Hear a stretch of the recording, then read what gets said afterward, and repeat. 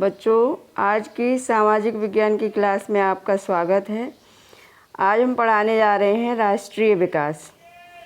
राष्ट्रीय विकास, जैसा कि विकास के बारे में लोगों के लक्ष्य भिन्न हैं, तो लोगों की राष्ट्रीय विकास के बारे में धारणा भी भिन्न होगी। यानी विकास के बारे में जब भिन्न भिन्न विचार हैं, तो राष्ट्रीय विकास के बारे में भी धारणा भिन्न भिन्न होगी। आपस में इस विषय पर चर्चा कीजिए कि भारत में विकास के लिए क्या करना चाहिए। यह समझना बहुत आवश्यक है कि देश के विकास के विषय में लोगों की धारणाएं भिन्न या परस्पर विरोधी हो सकती हैं, लेकिन क्या सभी विचारों को बराबर का महत्व दिया जा सकता है? यदि परस्पर विरोधी हैं तो निर्णय कैसे किया जाए? सभी के लिए न्यायपूर्ण और सही राह क्या होगी? हमें यह भी सोचना होगा कि क्या कार्य करने का कोई बेहतर तरीका है। क्या इस विचार से बहुत से लोगों को लाभ होगा या कुछ को ही? राष्ट्रीय विकास का अभिप्राय इन सब प्रश्नों पर विचार करना है। इसके लिए मैं आपको एक चित्र के माध्यम से समझाने का प्रयास करूंगी।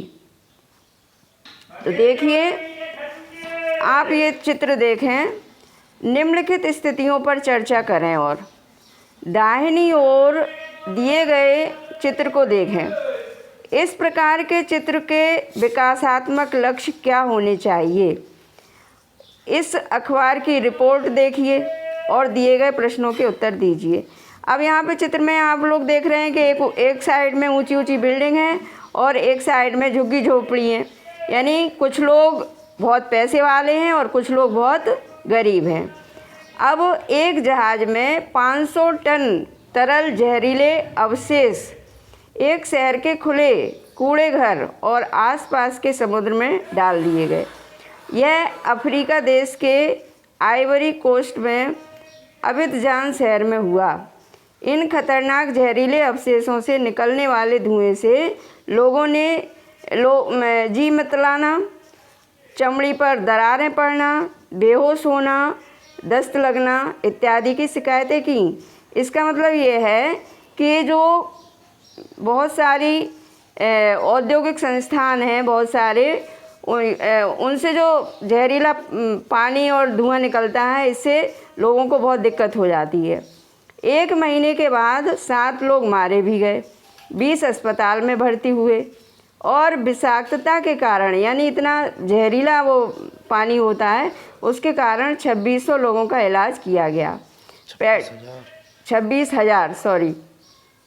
पेट्रोल और धातुओं से संबंधित एक बहुराष्ट्रीय कंपनी ने आइवरी कोस्ट की एक स्थानीय कंपनी को अपने जहाज़ से जहरीले पदार्थ फेंकने का ठेका दिया था। इस तरह से कंपनियां जो है जहाज़ के माध्यम से जहरीला पदार्थ फेंकवाती हैं। तो इसमें आप समझ के देखिए कि किन लोगों को लाभ हुआ और किन को नहीं हुआ।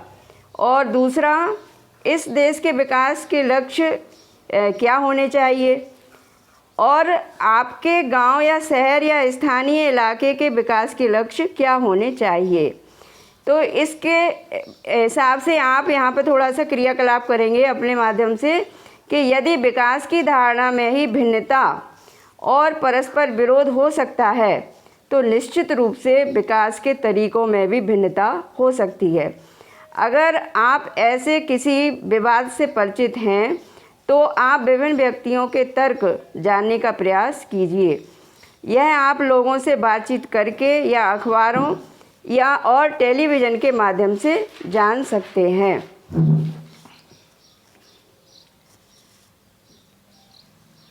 अब हम लोग समझेंगे विभिन्न देशों या राज्यों की तुलना कैसे करें विकास के माध्यम, मतलब विकास को लेकर के। विकास का अर्थ अलग अलग हो सकता है, तो फिर कुछ देशों को विकसित और कुछ को अविकसित कैसे कहा जा सकता है? इस विषय को समझने के लिए हम भिन्न भिन्न चीज़ों की तुलना करके उनको समझेंगे।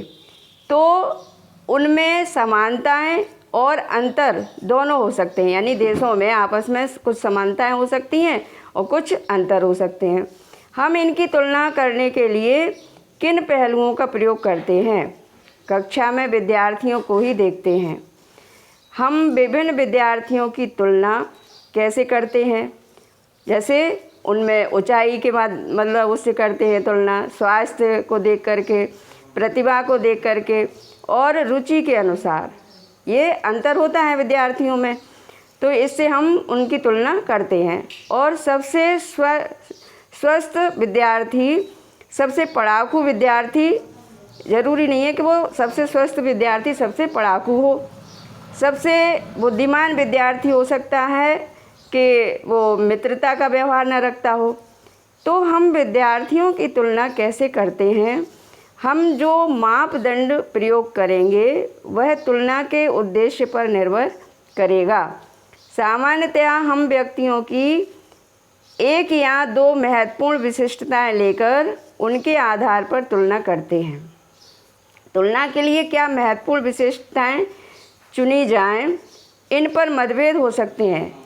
विद्यार्थियों का मित्रतापूर्ण व्यवहार और सहयोग भावना, उनकी रचनात्मकता या उनके द्वारा प्राप्त अंक, यानी रचनात्मक कार्य उनका कैसा है या उनके अंक कैसे आए, यही बात विकास पर भी लागू होती है। देशों की तुलना करने के लिए उनकी आय सबसे महत्वपूर्ण विशिष्टता समझी जाती है। यानी दो देशों की हम तुलना करेंगे कि कौन सा देश ज़्यादा विकसित है, ज़्यादा समृद्ध है, तो इसके लिए आय देखते हैं। जिन देशों की आय अधिक है उन्हें कम आय वाले देशों से अधिक विकसित समझा जाता है, क्योंकि अधिक आय का अर्थ है मानवीय आवश्यकताओं की सभी वस्तुओं का अधिक होना। यानी मनुष्यों के लिए जिन आवश्यकताओं की ज़रूरत है वो सभी आवश्यकताएं उनकी पैसे के द्वारा पूरी होती हैं, क्योंकि आय अच्छी है।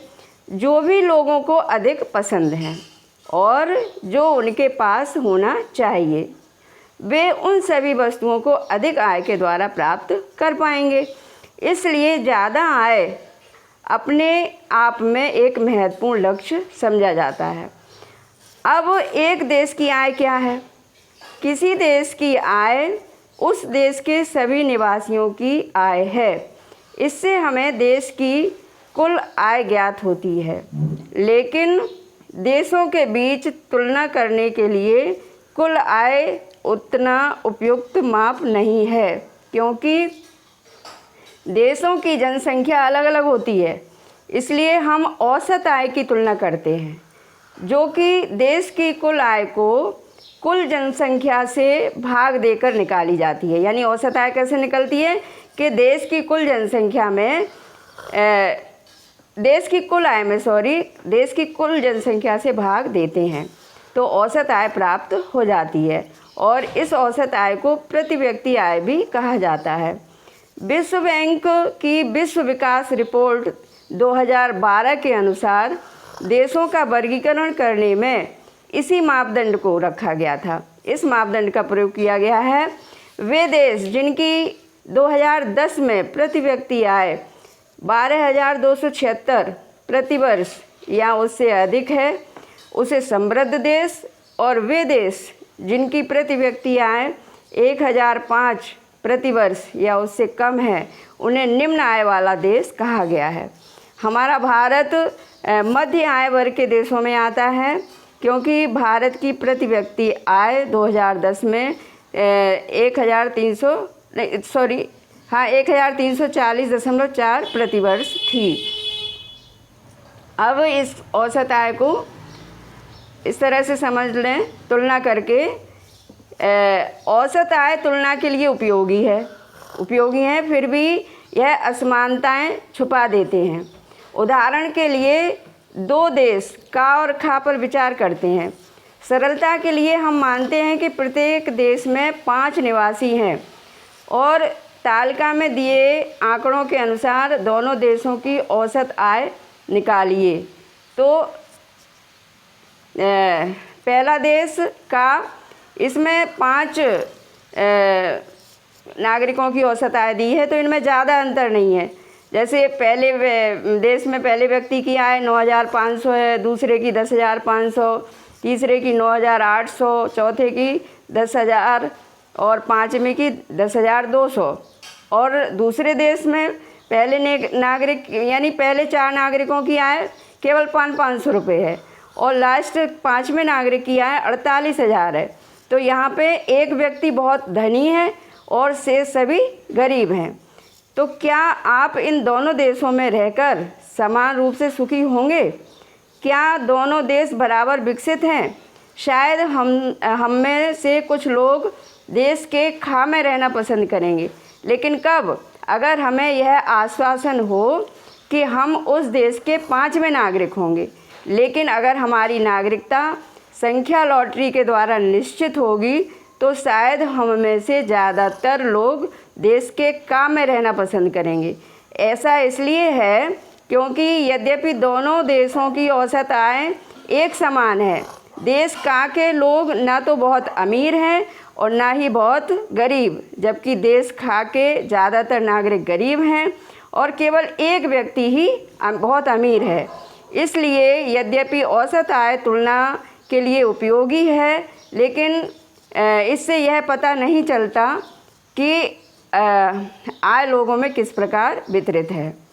तो इस तरह से ये जो है इतना समझकर आप लोगों को ये कुछ प्रश्न जैसे दिए हैं, इन प्रश्नों पर विचार करना है और इनके उत्तर छांट करके लिखने हैं। धन्यवाद। आज की क्लास यहीं